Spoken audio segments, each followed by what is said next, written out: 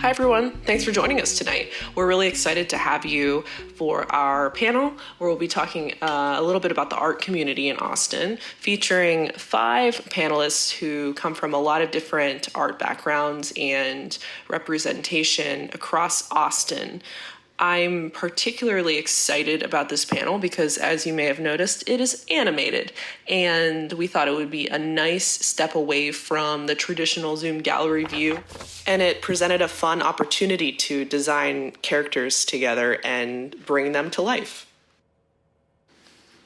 One thing to keep in mind going in is this panel was recorded a couple weeks ago, so before the election and before the kickoff of the tours.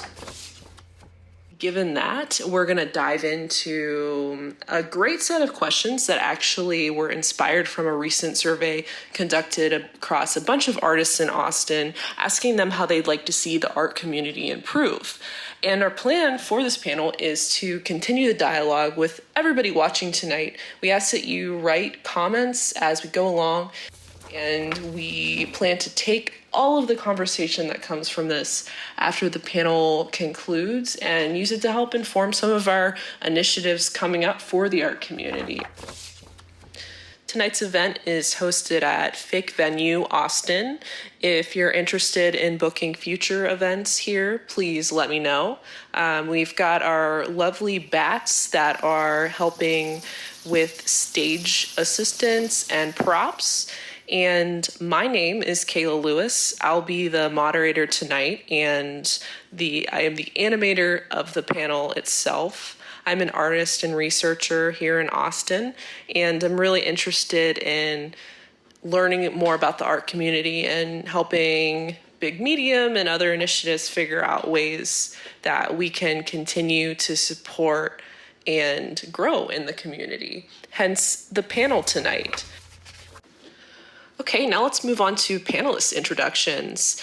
So for each of you, I ask that you state your name, give a little bit of background on your art, list a piece that you would like to be known for if you could only choose one piece or one project, and tell us a little bit about what your studio tour experience is like. So let's start with Katie.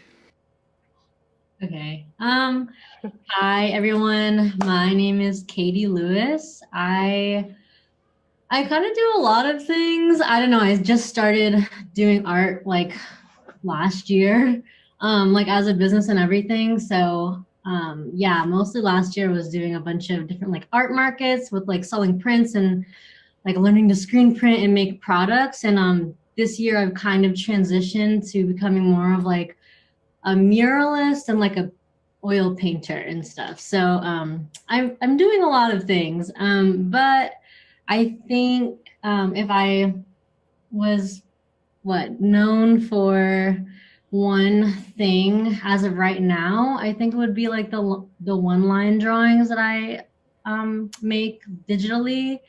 Yeah, I think that definitely helped me get my like foot in like the art community, especially with like markets and stuff like that. But yeah, and then you can best access my studio experience just on my website, which is going to be katielewis.com.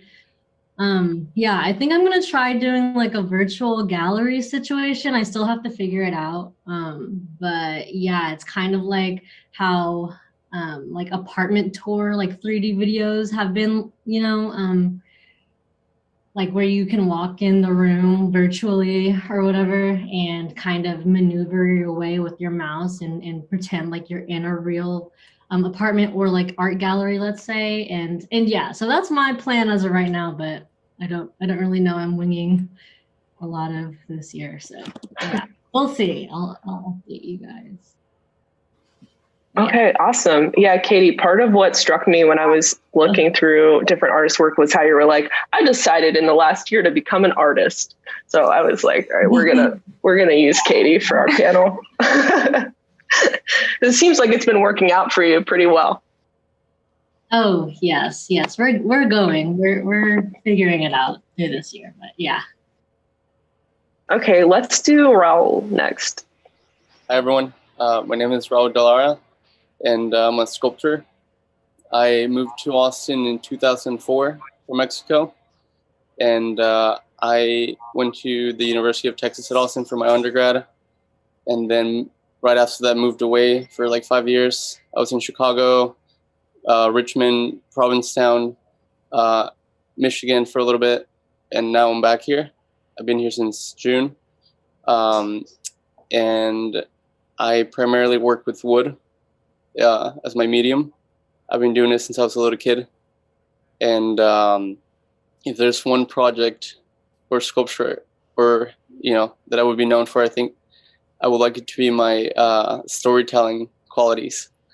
Almost every sculpture that I make has a story behind it, and I'm right now in the process of writing out the works and making them accessible to people, because I think that's a big part of the conversation that's missing in my work. The access to the not even where the inspiration comes from for the works, but where my mind and my world is, and how these live within me. I have a limited studio space right now. I'm in transition of moving studios, so for me it will be I'll be uploading a bunch of images of my process, of my studio tools that I make. I always end up making all kinds of like strange carving rooms or like jigs to like make things work, or like long trips to places to get materials or things like that. So I think I'm gonna be providing photographs of all those trips and journeys and ways of working. Okay, so you're starting to tell those stories. Yep. All right, let's do Selena next. Hi, I'm Stefania Zissman, and I actually work in arts admin and business strategy for artists. So took my background in small business and then applied it to my creative community. And I've been doing that for about 5 years now, just working one-on-one. And I would say that I want to be known, while I'm not making art, I am curating a show, an annual show for the Austin Studio Tour. This will be our 5th year. And it's a show that really merges my interests, my specific areas of interest in the art world, which is craft, metalsmiths, furniture makers, ceramicists, people that have mastered their medium. And just bossing people around while I do that. So it tends to be that the artists that I pull in for those shows are either previous clients of mine or people that I would love to work with. And so it's a lot of collaboration, putting that on. And this year that'll just be virtual through our website. We're hoping to put together a sort of an editorial spread. So I usually host a house show where we clear out everything and turn our living room and dining room into a gallery space and open it up to the public. And this year we've switched things around. We're installing work all over the house and just trying to give people a feel for what the work could look like in their home, which hopefully will empower them to support the artists that are participating. But it's definitely been an interesting year. And I'm here to be a resource and to be as helpful as I can to my artists who are small businesses, whether they like it or not. I'm just going to say, Selena, I looked all of you up extensively online, just putting that out there. But I saw your Google reviews, and one was, working with Selena is like meeting that sensible voice in the back of your head, live and in person. I loved it. I took years of giving unsolicited advice and turned it into my career. So it's been great. That's awesome. It's a great business approach. All right, Keith. Hi, I'm Keith Krieger. I'm a studio potter. I've been in Austin since 2009. I've been taking part in the tour since then. I was on Cape Cod, Massachusetts before that with my studio. I'm a past president of Big Medium, so I've been involved since they welcomed me. And my studio's at Canopy, so I've always been sort of at the epicenter of chaos of parking and people at the tour. So this year's definitely different. I'm going to be doing some very lo-fi videos, both on YouTube and Instagram, and trying to figure out how to make it fun and keep it going. My work is probably best known for the work I do with restaurants. So in the pre-COVID times, everyone was dining out, and whether you knew it or not, you were interacting with my work across town. Now, a little bit different, obviously, and my I guess business model has changed slightly, but I'm still making pots and still trying to figure out ways to get people to use them and connect over a table. That is great. Okay, last but not least, Laura. Hi everyone, my name is Laura Oxendine. I am a video editor, motion designer, and so my whole world is digital. I've been a freelancer for quite a while now, and so it's been a curious process to have already worked from home for years and communicated with a lot of my clients and my whether that be on my art side or the professional side over email, and some I haven't even met in person, but I've had email conversations with for years. And then to now be in COVID times, there's not much has changed for my digital space, but it's an interesting shift for a lot of people too. So I feel like I can be a support in that way too, of being like, it's okay, you can do it. So like I mentioned, I freelance. So I work as a creative professional, as a video editor and a post-production producer, professionally as Throne Light, and then also have my personal work as well. The piece that I think that I would like to be most known for is a video called Pair Bonding.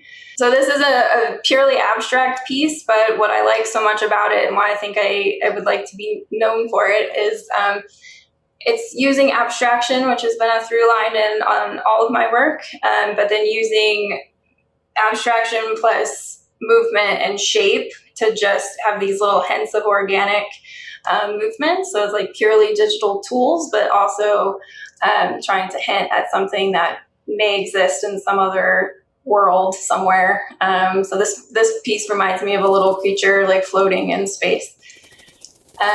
Best Access, my tour. This is my first studio tour with Big Medium. And since it's virtual and since most of my work is video, I was going to have the platform on Big Media's platform as a website and have the videos loop continuously for people to check out, and also push things over my Throne Light Instagram. In my experience, like looking through work, a lot of people do more, like sculpture, painting, and that was a lot of the work I was going through. And then there was Laura's work.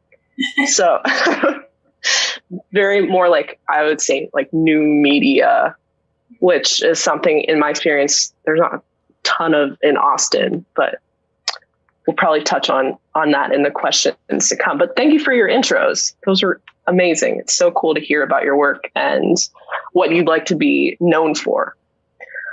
Okay, so now we're just going to dive into the different questions that came up. Again, these are just trends that came out of the survey responses. So a bunch of themes surfaced, and a big one was this feeling of an absence of collectors of art made in Austin. This was by far the most common theme. People don't feel supported in their art, and they feel like collectors intentionally seek work outside of Austin. So I'm curious, in your experience, why don't local collectors invest in local art, or why do artists feel this to be true? I guess I'll kick off a little bit here. I think, there is some lines that need to be drawn a little bit when we talk about like the support of art, because I think that while I do agree with that statement and that sentiment, especially for people that are in the fine art sector and are selling works that are, in the $1,000+ range, I do feel like I want to give my community credit for showing up and putting the effort into supporting local businesses. Katie, I know I've seen you at Frida Friday. We have markets like Craft Her and Blue Genie that really do push for supporting our local artists. Now, that is a completely different scale when we're talking about, fine art like LA, SF, Chicago, New York. But I do think that the markets and the organizers that we have out there right now do a great job of getting out in front of our community and really encouraging the shoppers to come out. And yeah, they maybe can't spend, $500 on a large scale piece, but they can, that next tier down and those products and in ways that they can support by following and liking, I think people do their darndest when it comes to that. And there is a motivation to support local artists. Yeah, I think I'd agree with that. And I think my work falls kind of within that scale. I'm on the more expensive side, kind of within the ceramics field in town. But I've had support since I first opened the doors during East in 2009.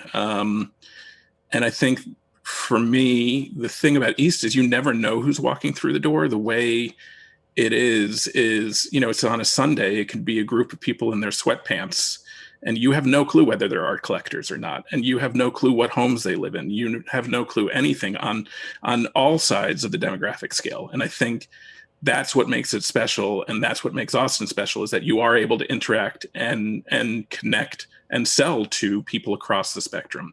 And I think just focusing on that, Austin doesn't get the support on the higher end, leaves out a whole lot of what it does do.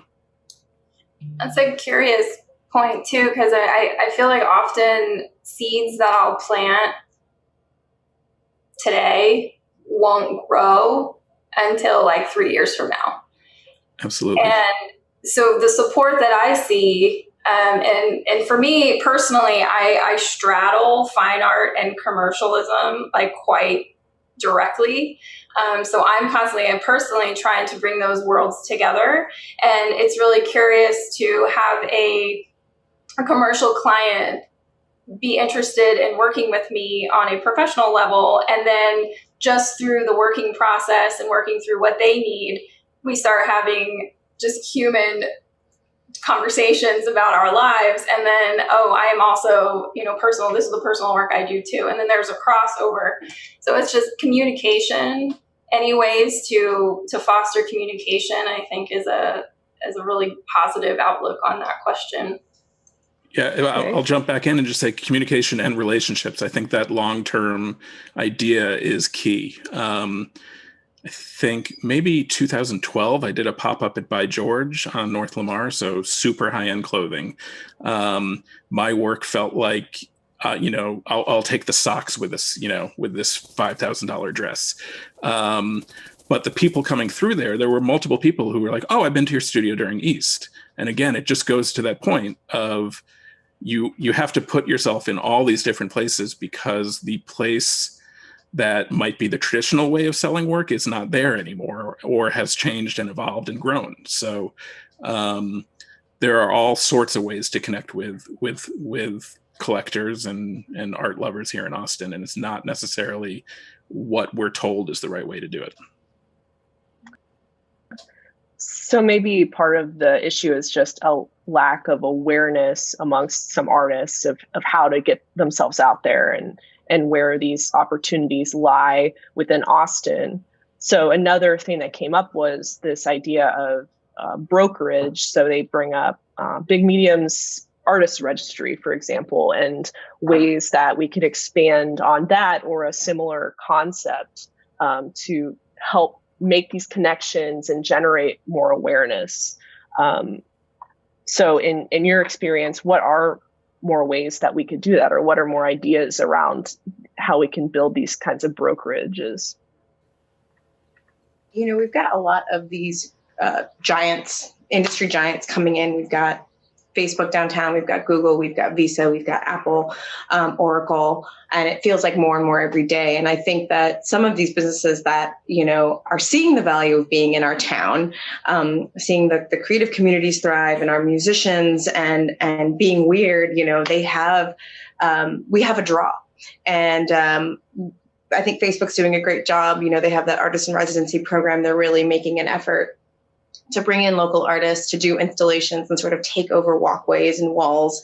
But I think if we saw more of that from these businesses, I don't know that we need to go as far as to say that we need to incentivize that and say, hey, if you're coming here, pinky swear, you're going to bring in artists to do this. But I think if we had more leadership from those that do have the disposable income to support the local communities in any way, shape, or form that they could, that does kind of fall down the ranks. And then all the employees that have relocated from small town wherever that are now here, they're seeing it demonstrated that there is a value in supporting the local community and leveraging that exposure in that way. Do we hold our breath for those opportunities? No. We do need to sort of take it upon ourselves to think outside the box and get creative. I think it is hard to exist solely in the white box right now as an artist. And that white box is now a digital white box, right? But something that I've talked about with clients is like, okay, you're a ceramicist, you make big wall pieces. Where can you get your work that isn't a gallery, that isn't just a retail shop, but that's going to put you in front of people that are maybe also buying big ticket items? So doing pop-ups at other retail stores, who sells couches? You always need beautiful art above your couch, right? Go make a relationship with a store owner, a small business, somebody else who's not doing the big box stuff and make those connections and relationships to get in front of people that you would normally never be in front of, that have never stepped foot in a gallery, but appreciate and can learn to understand what it's like to be a support system for the local creative community. It's not all, the Blanton and Laguna Gloria. It is like you and me here out in the streets, slinging our wares and trying to make a career out of it. So it does take pushing ourselves outside of that comfort zone and to be our own brokers, because a directory can only get you so far. And is it a fine art directory, or is it a craft directory? Is it makers of color? Is it women forwards? I think those things are all really important right now. And people are trying to prioritize supporting as the diversity of Austin. I don't want to sound like I'm down on tech and moving here, but I'm wary of it in the sense that it's a closed circuit system where, like, the things I've got invited to do would be to go up to their office and bring a table of work and sell it like a craft fair kind of thing. And for me, that's not what I'm interested in. I would want to create an ecosystem where they're going to leave their place and they're going to interact with the town, and they're going to leave the cafeterias where they have their food so that they can keep coding or making their sales calls all day and be part of the community, as opposed to us reaching out to them and going to be part of their community. I think when I moved here, what I noticed was Austin will welcome you with complete open arms if you are here to do work with Austin. But if you come in because you have an idea that Austin needs and you're going to do something for Austin, people don't care. We read through that really quickly. So that's sort of my concern. I know I'm rambling off, I guess, the original topic, but going, just talking about where we're growing as a city, making sure that keeping touch with the creative community is part of that growth. And that's huge. So given now COVID, less opportunity to actually be in physical spaces, what are ways that you think or hope that tech companies can maybe redeem themselves, given their expertise in all things virtual, in helping elevate and work along with the art community? I have not personal, but experiences with some of the tech companies who have been moving here, and one particular, and I'm not gonna name names, but it is a really big company, and when you hear these opportunities, you're any artist, because I'm speaking at least for muralists, you jump on that, right? And I spend a lot of time cold emailing people and stuff like that, doing outreach or whatever. So then when, let's say, this tech company had reached out to a lot of Austin muralists, and we're all very local, and murals are everywhere, right? So the mural community is really tight too. Like we all know who's painting what, and like we're helping each other out. And then it's just interesting because, you know, this big opportunity comes in and they're kind of, you know, they have a lot of money to like hire all these people, right? And like recruit all of these local talents. And that felt like what the vibe was like when all of us got these emails from this company. And it happens a lot actually. So I'll just say that too. And, you know, like they get us doing like the runaround of, you know, like looking or having us like make designs or whatever for their specific walls of the building that they're moving into. And they have multiple artists doing this and convincing us that like, you know, there's a billion projects in their space and whatever. And then they end up just dropping all of us. And it was kind of problematic to begin with because you should kind of know if you're reaching out to an artist, you should know by their portfolio if you think that's a good fit or not. Like no one should be doing design work for you for free, stuff like that. So even like the way that this big company approached the situation, I as like a really not small but like a very new artist, you know, it's hard to say no to something so big, even though you're like, this, you know, this could hurt the industry, but it's like what else, you know, it's a huge opportunity. But then, you know, the tech companies kind of end up going and hiring someone from New York, you know, so it's like to do like the one big job, right? And so that was an example. It's crazy how you guys brought that up because looking back on it, and it was during coronavirus and everything, and I was like, I knew in the back of my mind, like, that's not cool, right? Because Austin, you get the impression, like, even local small businesses here will pay, like, they respect the art community that is here, and they're really, if they're reaching out to an artist, like, they know what they're about, like, they're not asking to do anything, like, out of their comfort zone. And if they are, like, I feel like people in Austin are willing to open the conversation and be like, hey, like, this is the standard, like, this is the industry's, you know, this is what it is, versus like the tech companies there, you know, I don't know. I thought that was a weird experience, but honestly, after that situation and talking to other muralists in the community, they were like, yeah, this happened with this big company, that happened with this big company, and with even bigger projects of a even higher price tag, right? Yeah, if I could just throw in, and that's what I love about Big Medium and East, is that when the more things that I do that are artist run, or that we create I used the word ecosystem before, but when we create the platform that people interact with us and then create the rules for how we want to interact with other people, I think we're in a better position. I think as artists and small businesses here in town, we have a lot of economic power. It's just spread out among so many different studios.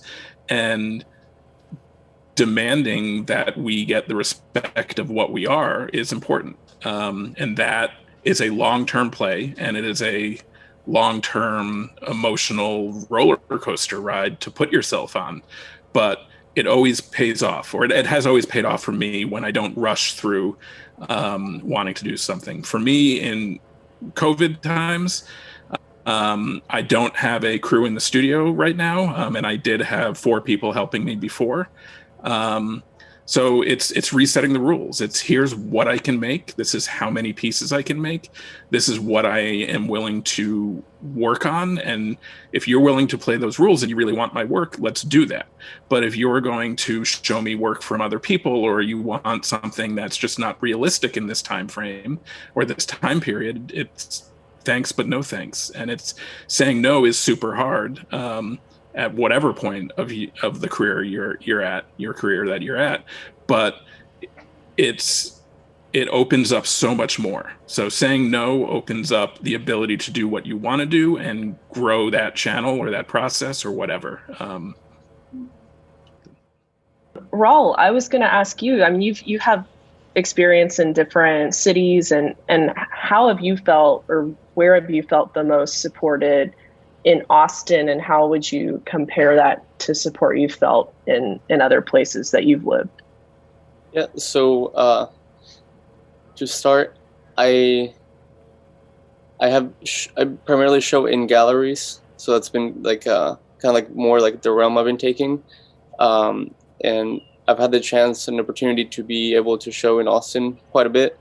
I think the first time I showed during East was 2011, and then I've shown galleries like in like Prize Gallery.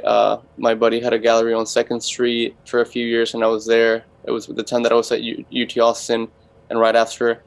And I think in Austin, I've had the support has looked or has the shape of opportunities to show work, but it hasn't had the shape of like financial support. For me, my studio practice is kind of expensive to keep up with. Primarily because I have like a bunch of like big power tools, and you know, you kind of like I need like a specific kind of studio space to be doing this kind of noise and like dust. You know, it's not just like whittling around for me. Like I wish it was less noisy, but I can't. You know, I've tried. Like and I find that there's been a conversation today about like kind of like bridging that gap of these like people that show making like all kinds of money. You know, I here in Austin with like tech specifically, I think for me it will look like how are we educating the collector in the 21st century? You know, like who is a collector and like what's the benefit of having collectors, or like what's the role of the artist in the transaction? What's the role of the artwork in the transaction? And what's the role of that person to us?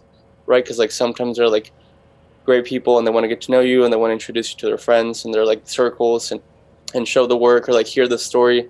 Like for me, you know, like bringing back the storytelling part of my practice, a lot of my work is more geared towards like political agendas on my end. Me being an undocumented person here in the country for so long, and currently there's things that I like to talk about specifically with my work. There's things that like stories and voices that like are not heard, and I want to make sure that these people are heard, or the ideas are heard.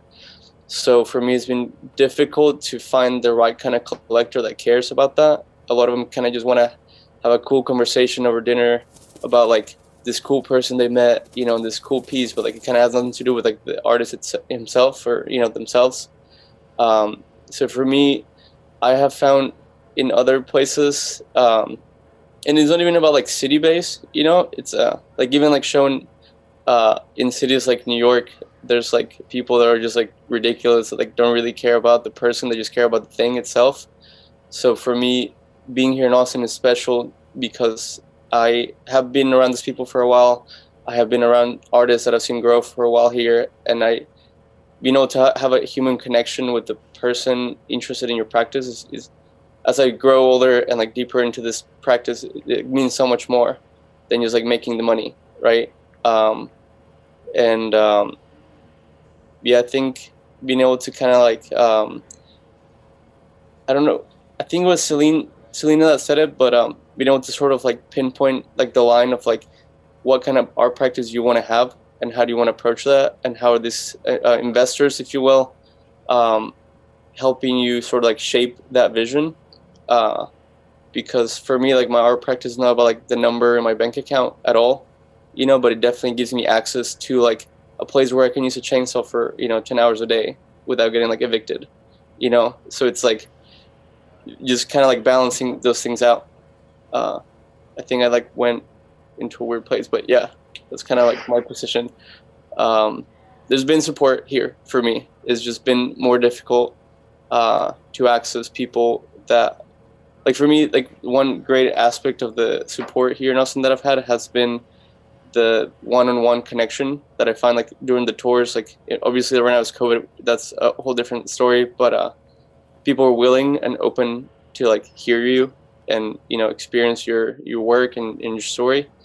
But it's been hard to find like people that like want to buy the work or that see it for like a long-term sort of like investment. So yeah, that's kind of where I'm at right now. So given now this virtual emphasis that is taking away from the more physical, like local connections that we once had. What opportunities or maybe disadvantages lie in trying to expand to a more like national or global reach in how you're selling? Because all of you seem pretty locally focused, but how has your experience or perspective on that changed given COVID? Well, I have a thought that's not directly to COVID, but being someone whose portfolio is pretty much always online, and yes, some of the prints are physical objects, but they're it's been a curious thing to see how to do that, how to like compete on the national level, and also maintain energy to do so and and create work. And there's a lot of places that need energy and focus, and so it's like choosing which one takes priority is a task. Something that I would be concerned about on just a purely national level is what I fondly call gallery fatigue. So when I am going, it sort of goes without saying that I love looking at work and I love going to galleries whenever I'm in other cities. But there comes a point when I'm looking at work where I'm like, I can no longer absorb anymore. Like I am spent. And that's what I would fear about any sort of just large database of work. Yes, you can filter by medium, you can filter by, category, but even for myself, an abstract category looks very different for me than some other abstract artists. So then how do you even have subsets within filters?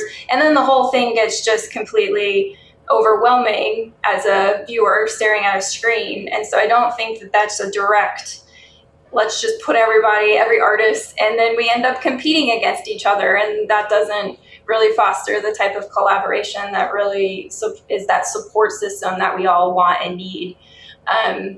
So those are a lot of the negatives. I don't know if I have an immediate, like, let's do this, but what an interesting time that we can now be forced to say, okay, what does that look like now? Like, I think it was Raul, but I'm not sure who said, like, how can we change the rules? It's time to change the database rules. Like, we're not a number. We have a lot of thoughts and interests, and, I appreciate what happened to you, Katie. I'm really sorry that happened, but that type of thing has happened to me as well. And it's that I could be interchanged, I'm interchangeable, but we're not. It's kind of like parallel to what we're talking about, but I was going to talk about the art schools here in Austin and the kind of like education of artists and like the kind of like ideas that go into an artist's mind in Austin. I went to undergrad here. I went to grad school elsewhere in the East Coast, but like in undergraduate school, it's like taboo to talk about money in art school, even in graduate school. And like, to me, that was like super like ridiculous to think that somehow magically like pride is going to like pay your bills, and I think there's like a real kind of like responsibility from the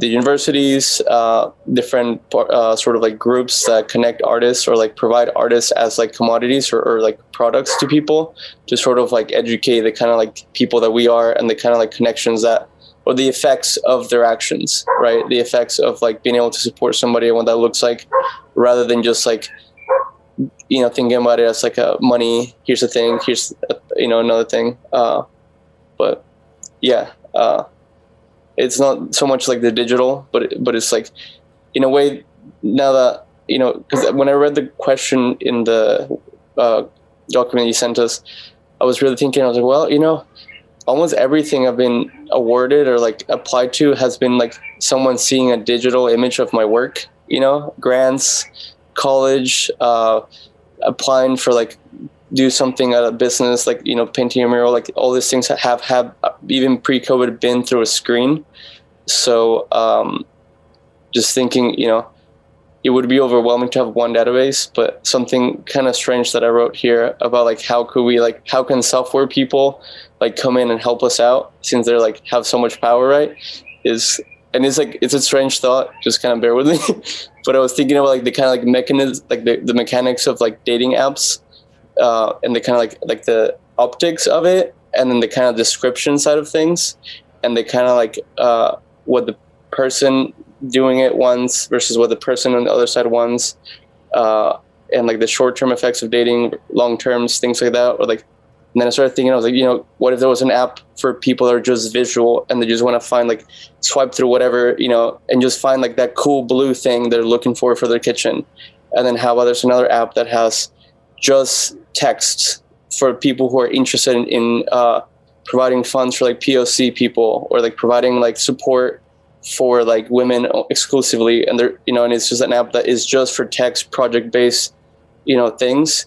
Or like, what if there's another app for people who are like interested in like specific kind of like real estate? Or like, I don't know if you heard about this website, but it's called The Listing Projects, and I just heard about it recently. But it's like a Craigslist for artists exclusively, and it changed my life, like looking for studios, because it's sent out once a month. And it's all like live work or rental for rooms or a studio space, but it's just for artists. The things like that Austin could sort of like become visible to the naked eye, because like I've been in and out of Austin for a while, and well, that's like unfortunate in a way because it's hard to like make the seeds grow, right, in relationships.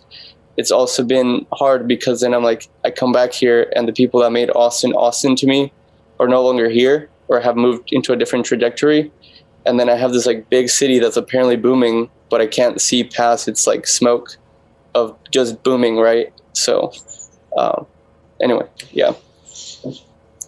Yeah, I think that what you said about effects and, the effects you have through what you do, and the responsibilities we have, I think that relates so closely to how this goddamn pandemic, it's right. It's like we all know the effects and we all know our responsibilities and we all know the outcomes.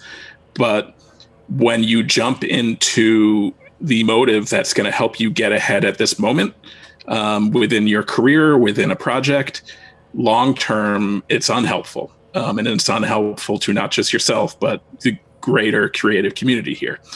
So, keeping your prices a certain way, and, making sure that you're not undercutting someone else or working for trade. There are times and places for all these things. These aren't, hard, yeses or nos within the creative community, but there is a responsibility to make sure that you're leading through your example and how you're running your business, because it is more than that.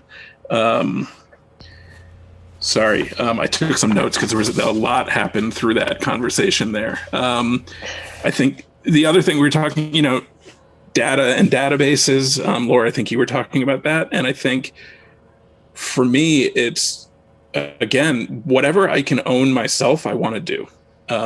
So I don't want to sell through Etsy. I don't want to sell through these platforms where I don't get to truly understand and truly keep whatever digital connection I have to my clients. So 2 years ago, I switched my website to Shopify, and that, changed the game for me. And it made it way easier to kind of keep my inventory. And on the base level, like if I have something in my showroom, it's in stock on my website. If I sell it in one place, it automatically switches out of the other. But the other thing is that I get that info. When I first moved here, and Square was the easiest way to take a credit card, but I never got to keep my customers' info, and I never was able to email them directly and follow up. You have to go through the system, and it's all done anonymously through Square software. I don't know if it's still that way, but that's how it was. And that's what I noticed with Shopify, is that I'm able to keep that relationship going through emails, connect it to my social media. And, on this kind of the opportunities we have because of how we're doing the tour this year, I think there is a way to engage your clients across the country in a way that you couldn't do before. just because of the for lack of a better word, the content we're going to create to get people engaged in our work. We're able to do that in a way where it's not just the person who walks through the door. And it's going to engage people within the sitting in a different way, hopefully, because, here at Canopy, people, while it's super crowded, everyone is scared of this place because of parking, because of the chaos. And so those are the others, small but local opportunities that are opened up. So I'm cautiously optimistic that, it's a tight time frame, but we have the ability to also lengthen that time frame. It's the 2 weeks of the tour. It's no longer a Saturday and Sunday where you're competing with the weather or a kid's soccer game or a football game. So we have these longer term interactions that I'm hopeful for. Okay. And just in listening to everybody talk and give their perspectives, it's clear that there's a spectrum of domain expertise and backgrounds and, years of experience. I'm interested in how all of you have found ways to learn and connect with other artists in your experience and time in Austin. Like, what have you found to be the most helpful way to learn what you don't know? Katie, can I pick on you? Yeah, sure. Let's see. I mean, that's another thing that's cool about Austin actually, is like the different parts of the art community that there are. Because I really started out with like the markets and like the local little like makers markets where I'm like alongside like crafters, and I'm alongside like artists who are more of like the product side and stuff like that. And I think through like even tiny sub communities like that, you get to like meet all the people who are kind of in the same space as you and whatever, and then they kind of help you connect with other people, and it keeps branching out, and then you start something new. Like I've just done a lot of pivoting, because like when you are starting out, and like I'm self-taught too, so like it's hard to really know where to go for your information at first, and I guess just in general, but like it was a lot of trying to get information here and there from the people I met, like who are vending right next to me, and then on Instagram it was a lot of like sliding into people's DMs and be like, hey, what's up, let's hang sometime and talk about and talk about stuff, and then I just feel like the more, I mean, for anyone who's like starting out or just looking to expand in their community and make those connections, it really is just I feel like saying yes to things and like little opportunities and events, which is it looks different, a lot different now, but just things that you might feel like are maybe like out of your comfort zone or something, and just go and show up and see what happens. And in that way, like I feel like especially in Austin, there were so many people already like in the community and just like ready to have a conversation. I think that's what the biggest thing was in Austin, because like I'm from the East Coast, and like I always grew up like a train ride away from like New York, right? And New York has a huge art scene, and like for the longest time I was like, I want to live in big, New York City, and because the art scene is booming, right? But like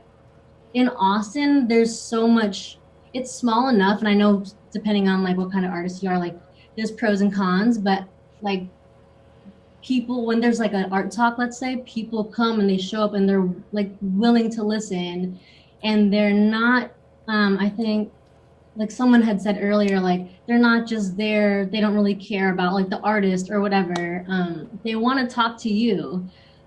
At least in Austin, that was my experience. And yeah, whether it was like a maker's market or doing East for the first time last year, where like my whole display was all over the place. Like I had a billion different kinds of like styles and stuff going on, but people who I literally didn't know, and these were people who went to like art schools that I could only like dream about, and like people who were collectors, and you know, people with like money were like willing to talk to little old Katie, you know, who really honestly like didn't really know what was going on, or like, you know, I, you know, didn't have her stuff together in her mind at that time. Like they were still willing to talk about my little like drawings and like what was in my sketchbook that I had on my table, you know what I'm saying? And yeah, I feel like now, since I've expanded like my practice a little bit, and I've branched out into the other little like sub communities of like murals, the people who do like spray painting art now is like so different from like the maker community, you know? And then when it comes to like paintings, that's a whole other game. I feel like just reaching out and trying to make the connection, because for me it's really daunting. Like I don't have like a college degree, and like I'm talking to like professional like people, and it's really like scary, and they're all, you know, older than me, and you know, like it's really crazy. But at the same time, once you start talking to them, you're like, it's not a big deal. Like they're willing to have the conversation, and they want to talk about art and things that are around like the creative world, and chances are too, they know someone that you know who is also interested in this, or who saw your mural in the business that they get their hair cut in, or whatever. And it just, yeah, it keeps surprising me. I think that's totally true. I mean, and I moved here in 2008, and you know, it's like when you're new in town, you've got to put yourself out there. And you know, I volunteered at an arts nonprofit, and I just tried to be out and be present. But coming from the West Coast, having spent time on the East Coast, it was like nothing I'd experienced. There is an immediate camaraderie. There's the fast friendship that comes, which is like, oh, you like that? I like that. Let's go get a beer. Let's talk about it. Oh, you're into this? I know somebody else who does that. Let me connect you. There isn't that innate competitiveness that comes with some of the other major metropolitan art scenes. Whereas, you know, opportunities, and I know I straddle the art and music world too, so it's like, you know, opportunities are coveted and they're kept close to the chest. It's like, well, I had to kiss this person's butt to get to this person who introduced me to this person, so you think you're just going to walk in here and I'm going to tell you all my secrets? Like, you're crazy. Whereas that's exactly how this works. It's like, well, I already did all that. I made all the wrong decisions. Let me just go ahead and line you up so that your success will build upon mine. And I think that's something that's very unique. I don't know if that's Southern hospitality. I don't know if that exists in Dallas or Houston, who also have these great art scenes, but it is so special here that there doesn't necessarily have to be a competitive edge. Yes, we're all, you know, here trying to work and make a living, but it's further together mentality that I think that really makes us, it does give us the small town vibe. Katie, I think you're totally right. I think we're the little big city that can, and I think that's really special about us. And it does take being vulnerable and saying hi, you know, and it's introverts, you know, come on out. And now in a digital space, you have no excuse, right? You can go out and make those asks. And, you know, I think Big Medium does a great job with the coffee chats. I was going to those in person and now digitally, but you're in a room with other people that you already have a commonality, right? You're in the same place at the same time. Reach out, you know, sliding into the DMs. It's like, you know, how else are you going to do that cold call? So it is really important. Yeah, I'm thrilled to hear that you moving here 2 years ago experienced that, because that's what I experienced in 2009. And I've been here long enough to be the jaded Austinite who's like, oh, things are starting to change a little bit. You know, these tech companies moving in are not going to do it the same way, like I ranted about earlier. But those intros are free flowing, and those, you know, coming from New York, you know, as you were saying, you have a favor, you hold on to it until you can call it in. And that could be 10 years from now, because it's that important. It's not as important here because the opportunities keep coming and keep coming and keep coming, because we're all working together and because we've created this community that is supportive. And that's on us to keep that going and to make the newcomers, you know, part of it, but also make the people who aren't part of it play by that game. So. Austin art community, you know, generally friendly, seems surprisingly consistent over the years, Keith, like you mentioned. So really, I mean, those are great foundations, I think, in a community. And that makes me think of shared spaces with artists as a whole. So touching on what I listed as our final thought experiment, studio space inevitably came up a ton in this survey. And we've got obviously our COVID limitations, but another thing was just the general affordability of space and the accessibility, like where they're located, in proximity to where artists live. So I'm curious on your thoughts around like how we can optimize these spaces and how we can make sure that artists are given the space they need, given the state of the world right now.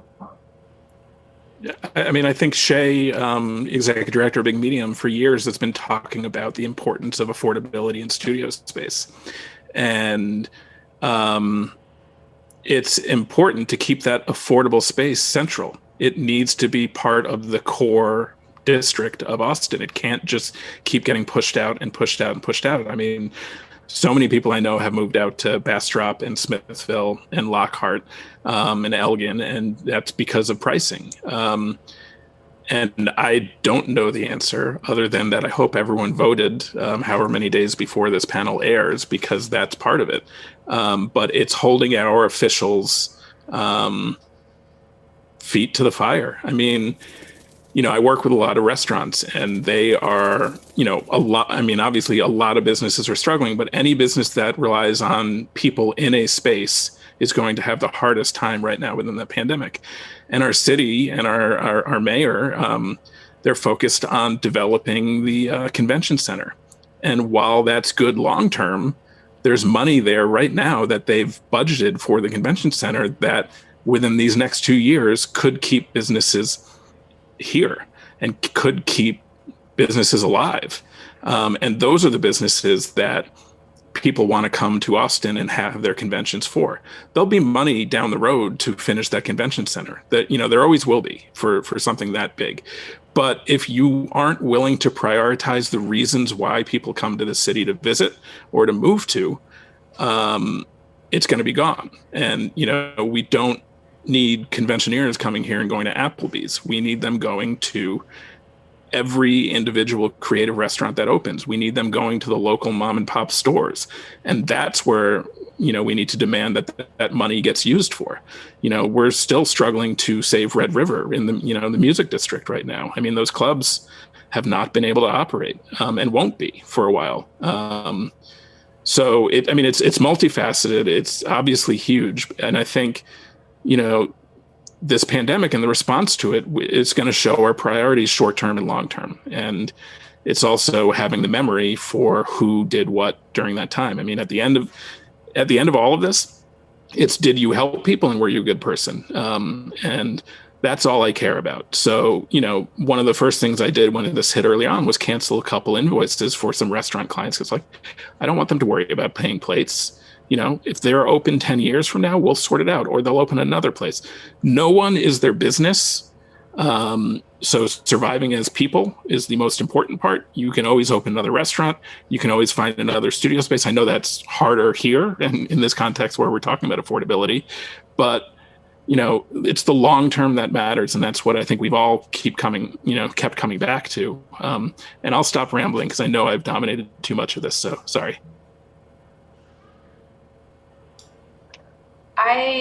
I believe that artists will always be resourceful.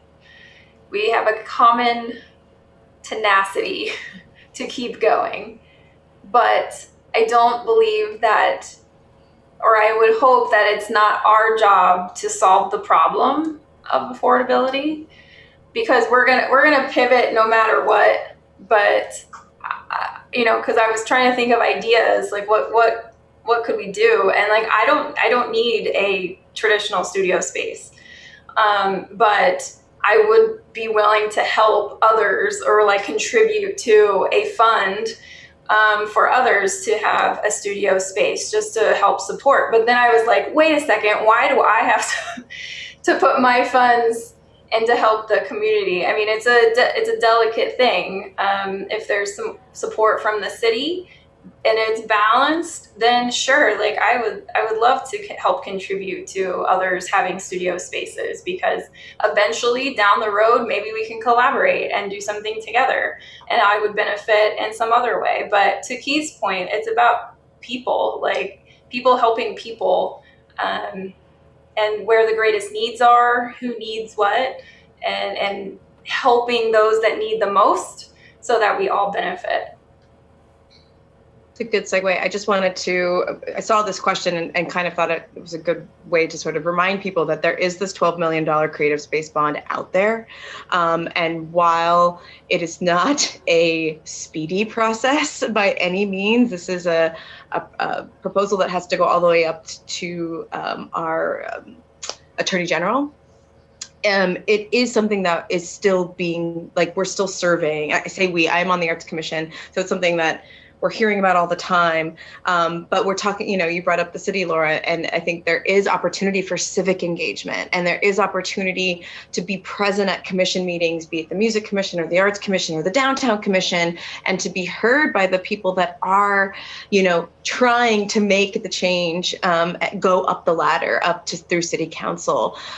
So I will just give a shout out to speakupaustin.com. Like, for those of you that have ideas on how this can work, there's a lot of information out there. We're still trying to corral all the ideas, and it's in sort of its process. But this is something that I think on a city level they're aware of, but it's never going to move fast enough for us, right? So in the meantime, how do we be supportive of the community? And I think part of that is holding our representatives' feet to the fire and being present and showing up. And yes, those meetings are long, and they're all being streamed now, but you can sign up for citizens communication. You can be heard. I don't think enough of us take advantage of that, but it really does make an impact to sit on, to speak personally, just to sit on a panel, and with my other commissioners, and to hear voices from the community speak out on these things. Like, we're right there with you, we're boots on the ground, but it definitely helps remind the powers that be that these are all things that are needed drastically, right? Like we need the support creative space wise. What's happening with that old Sears on 41st, like, let's gut it, let's buy it, let's get in there. Because one thing I want to bring up is, like, I love Canopy, and I think there are certain studios that can accommodate high power, but what about my glass people? What about my smithies, the metals, the wood? We got makers here that span medium, and we need to be aware of that. Not everybody can operate in a clean space. We need fire access, kilns, things that are heavy duty. And I think we forget about those makers when we're like, oh, you need a studio. Cool. Well, there's a co-working space down the street that's renting out a room. Like Raul was saying, it's like, I can't run a chainsaw in a co-working space. So there's a bigger idea we need to keep in mind when we're talking about, like, what studio space means. It's not just clean space for an easel and a paintbrush. It is room to make a mess. All right. Well, thanks for that, Selena. I think that's a really good note to end the panel on. And just really, as big takeaways, this idea of being both accountable and an engaged citizen, and letting that be part of what it means to be an artist, but also knowing that at the end of the day, you have this especially supportive community in Austin of people that want to actually genuinely help each other out. Those two dynamics are, I think, really important, and I'm really, really glad that we were able to kind of unearth them and play around more with what it means and all of the different topics that we covered tonight. And for everybody listening, we've got references listed in the info section of the video to all of the different resources and artworks mentioned throughout the panel. And with that, I think we will conclude tonight's panel. I want to thank the panelists again for taking the time and helping me come up with their animated selves. And I want to thank Big Medium for their support and sharing their platform with us tonight. For anybody else that has any questions or comments, know that we'll take tonight's commentary and keep factoring it into our work moving forward, but also always feel free to reach out. And my info is also listed in the info section for the video. So I hope everyone has a good rest of their studio tour experience, and I look forward to what 2021 brings. All right, good night.